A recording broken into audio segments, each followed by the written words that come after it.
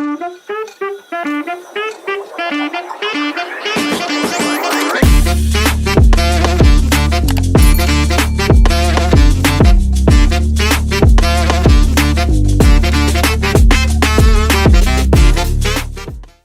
მინდა გაგიზიაროთ ტკბილი ბრინჯის ჩემეული ვერსია. პირველ რიგში ვხარშავთ ბრინჯ ბასმათს, აუცილებლად უნდა იყოს ფანტია.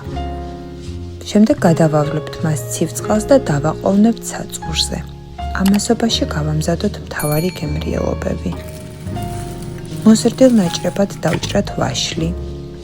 შეგიძლიათ სეზონურად კომშიც გამოიყენოთ.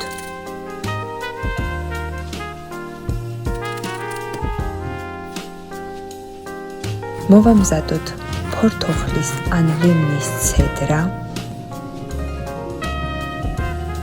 გამზადებულ გასუფთავებულ ჩირეულს და ქიშმიშს დავასხათ ადუღებული წყალი, შემდეგ გადავწუროთ და კარგად მოვშუშოთ ტაფაზე, კარაქში. კარგად რომ დაიბერება ქიშმიში, მზად არის. შემდეგ უკვე ფენა-ფენა გადავურავთ ყველა ინგრედიენტს ერთმანეთში. დაწურული ბრინჯი, მოშუშული ჩირეული, დაჭრილი ვაშლი, ცედრა, ვანილი და შაქარი. კარგად ამოურიოთ. შეხედეთ უკვე როგორი ლამაზია. დგართ ძალიან დაბალ ცეცხლზე, სქელცირიან ქვაბში.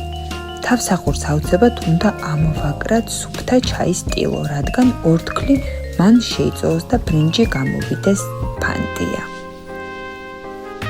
ესეც ასე, მზად არის ჩვენი უგემრიელესი დესერტი, სიყვარულით მომზადებული და სიხარულით გაზიარებული თქვენთვის.